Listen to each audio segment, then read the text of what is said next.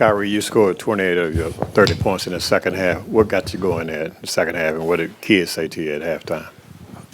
He didn't need to say anything to me at halftime. I don't think much needed to be said in general. Just because it was a tie ball game, felt like we were playing pretty well. Everybody touched the basketball pretty often. I didn't get as many looks as I probably am used to getting, or what I would have wanted, but I was just following the flow of the game, and then coming out at halftime, just being ready to use my conditioning to the best of my ability and beat them up and down the court, continue to play some tough defense, and get some easy ones for my teammates. Kyrie, you're now 13-0 in closeout games. First part is, when you hear that stat, what goes through your mind, and what is it about you that makes you so comfortable in these situations? When I hear 13-0, that's not my full playoff record, even though, I've had my fair share of battles with some of my peers in this league. But when I think about the 13-0 in closeout games in general, I just know we just got to get there to that point to be able to be ready to have the other team submit. And it's one of the hardest things to do as a competitor is to have your opponent concede or submit. And I do want to take this time to give a respectful shout out, and also show my respect to the Clippers organization and the players that we went up against, my peers. It's always fun, and they got me better. And I told them that after the clock went on 0. I just thanked each and every one of them for getting me better and challenging me, and doing all the things that you would want as a competitor. So it was healthy, this series, just for us to continue to grow as a team, continue to develop what our identity will be moving forward. And you just got to relish in those moments where you get a chance to go against some of the greatest in the world, and you're in Game 6 on your home floor. The record doesn't mean anything when you go out there. You still got to finish the job. So that's what I was thinking. Kyrie, Coach Kidd discussed your perception in the past, and he had nothing but positive things to say about you. You've become like a fan favorite already in Dallas. Just what does that mean to you? Just the fans just embracing you here so far? I've been in this league for a while now, so I'm just grateful for those that have been with me since the beginning, and those who are still rocking me now. All the new supporters, I'm grateful for them. It's a whole new generation that's watching me now, so I'm aware of that. Very responsible with what I say and what I do and how I approach my day-to-day life. And as a young person, I can say this, I wasn't really thinking about any of that. I really didn't have the understanding of who I was as a person to myself, and I had to figure that out. And then what you're seeing now is just a version of me that I'm proud of. I look at myself every day in the mirror. I give myself affirmations, and I meditate, I pray, and I'm just more consistent with my daily practices to help me stay grounded and balanced. And part of knowing who you are is knowing where you come from. Been on a spiritual journey, figuring out who my mom's side of my family is, figuring out some family members from my dad. So basketball was, sometimes not the priority, but I was in season. So then probably things got mixed up emotionally, and I think people prejudged me without knowing who I was and knowing who I am, and not really knowing where my family comes from. And all that is just part of the process of growing up in this world and growing up in life. So it's no time to blame anybody or hold grudges. I just look at it as an opportunity to help the next generation see that you can make it through the fire and still rise like a phoenix. So, hey, Kyrie, a lot of your game is talked about on offense, but your defense, 2 blocks, 2 steals. Coach Kidd, before the game, he talked about your competitive nature, being willing to take those challenges, like tonight in a closeout game guarding James Harden. What does it say, and what is your assessment on your defense and how important it is to your game? Yeah, I think I'll echo kind of the same sentiment and statement I had the other day of just some of the best to ever play the game are recognized for doing it on both ends of the floor.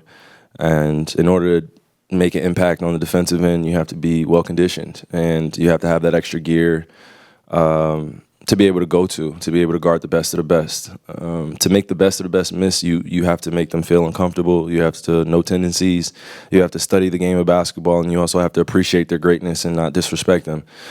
So I try to have that approach and maintain that consistent mentality that, I'll be able to make more of an impact if I'm doing it on both ends of the floor. My offense can come and go. I feel like I can, play with the best of them on that end. But defensively, that's where I want to make my mark. And I know that it galvanizes the group as well when they see me doing it. So just leading by example and also trying to be up there with the greats, man. That takes consistency and takes the will that comes from internally.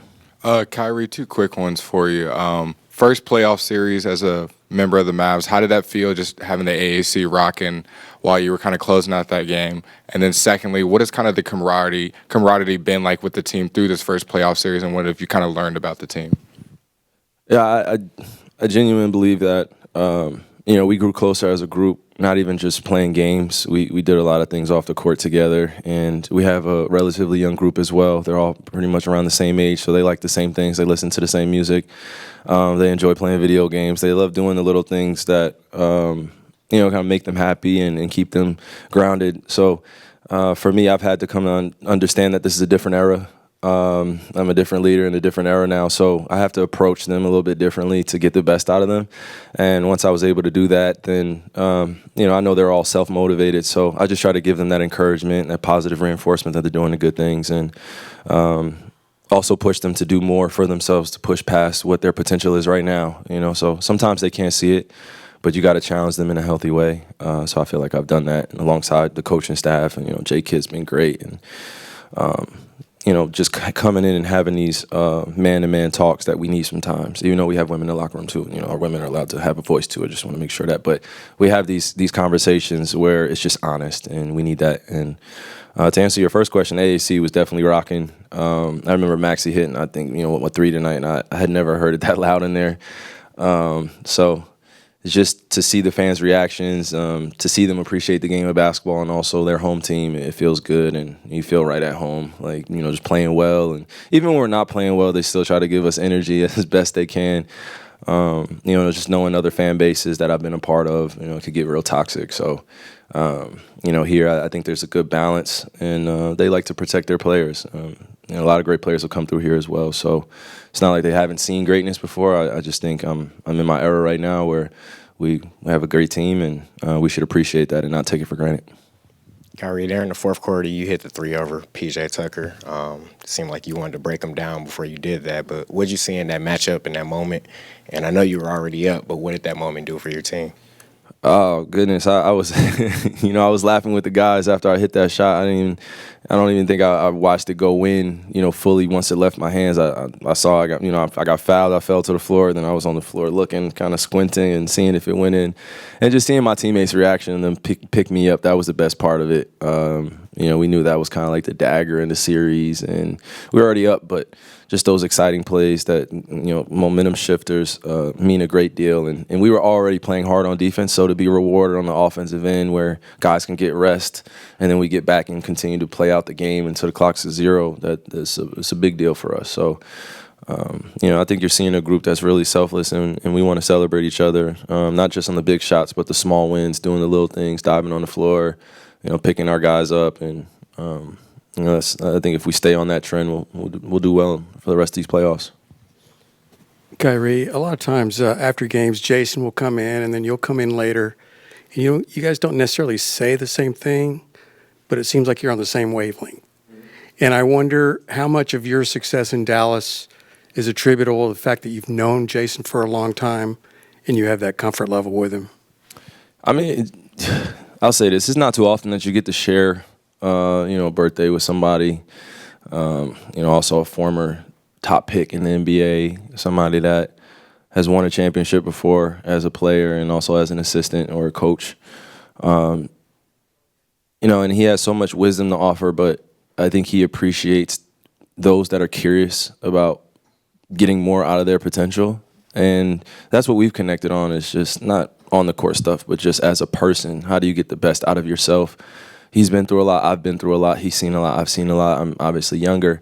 But he knows I have an older soul. I've grown up around a lot of older people. So, that's how I came into the league. I think that's how he came into the league too. He came in an era that was a little bit different. So we just have an appreciation for like the classical basketball game, and then who taught us it and how we got better and did we get the most out of our game. And I think now he gets to live through me a little bit. You know, we have different games, but I just know when I look at him, he has that understanding of high level chess. And when you have a coach like that, that reassures you, reinforces that you're doing the right things, it goes a long way. So I definitely feel like we're on the same wavelength as well, and we're just proving it every day and just continuing to put one foot in front of the other and take it step by step, man. Because it took me a while. You know, I think, you know, when I was a younger player too, I would have liked to be coached by him, and I think, you know, Milwaukee had a chance to trade for me too, and you know, just how things work, synchronicity works in this league. You just never know how things happen, and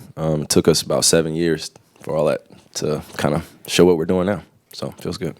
Kai, you talk about how you've been misunderstood over your career on and off the court. How is it that important in regards to like some of the stuff you've done as far as your philanthropy and also like other business ventures in regards to specifically Payers TV and others? I guess why you've taken that opportunity to go that route, I guess you can say. Yeah. In my life, humanity, I want to see them be liberated from all evil and, you know, racism and bigotry and, you know, religious extremism that really divides us all. You know, I'm always going to stand on that side of wanting to see everyone be liberated and also see unity. So philanthropy is not really just philanthropy word. It's just how I was raised. And if I had $1 on me and it was my last dollar, I would give it to someone that needed more. I had a shirt on my back, I would give. That's just always how I've been. I've been a sharer. And if you know anybody that shares a lot of their belongings, you know that they are usually the people that get taken advantage of the most. And I had a lot of pain when I was growing up, so sharing with the world or sharing with my friends, that made me feel happy. That made me feel good. So I just carried it on once I made it to the NBA. You know, and just got on this platform to be able to make a bigger impact for the next generation and those that are watching me. But yeah, to answer your first part of your question, a lot of people call me misunderstood, but I think I would like to change that narrative a bit. You know, some people have spoken for me on behalf of me, you know, and they don't really know who I am, and that's okay, right? Like, I'm a public figure, but my social media is not who I am. You know, when I come up here, I don't get to fully be who I am. I try to show you guys as much as I need to. But yeah, I just don't think a lot of people knew who I was. And when you have, unfortunately, you have people behind the scenes that are trying to kill off your character or make you quit something that you love to do or make you believe a perception about yourself, that also is part of the process of healing. So, you know, shout out to my therapist, shout out to my family being there for me during times where I was unsure of myself. So I think we've all been through it to a certain degree, but as a young person growing up in this specific society, especially in America, you know, the public forum or being a public figure entertainer is so unfair. Being a quote unquote celebrity is unfair. I'm not saying that I'm, you know, coaxing for the role or anything like that, but it's just the disrespect that could happen at times just because you're a public figure. It's just, you got to get used to it. So long story short, I don't feel misunderstood. I just feel like I'm showing who I truly am now and embracing that and living with the results that way, whether you like me or not. I really don't care. It's just, I really go home to my family, and I appreciate good people, good-spirited people that are kind to me and appreciate what I do, and I appreciate what they do. So it's a shared human respect there. Kyrie, after the game, you and Luka shared a couple of moments together. What's it been like going through this series with him? He made the comment after Game 4 that he feels like he's letting you down in this series. Then he bounced back with his performance in Game 5. What has it been like for the two of you kind of tag teaming and carrying this team to a series win? Man, mi hermano, you know, I talk about him all the time, but when he's being aggressive and he's taking that leadership role and he knows who he is, like, he's just playing like Luka Doncic, it's easy to play alongside somebody like that. But you also have to be sure of yourself, because when someone's that special, it's easy to kind of fall into kind of that secondary role. And there's no primary or secondary. We're one team. We succeed together. We fail together. And that's always been the MO since the beginning of the season. Just, you know, we're a team, and everybody has a specific role. Everybody has that skill set that they bring to the team. Just be the best version of yourself. So when me and Luka get it going like that, it just feels good. It makes the game a lot easier. And then off the court, I mean, you know, 25-year-old kid. So, you know, do my best to make him smile and have good energy, and also, you know, new father. So just try to support him in other ways. And on the basketball court, it just looks seamless. Kyrie, ever since y'all traded for PJ Washington, y'all have kind of known what you're going to get from his defense. His shooting has been up and down.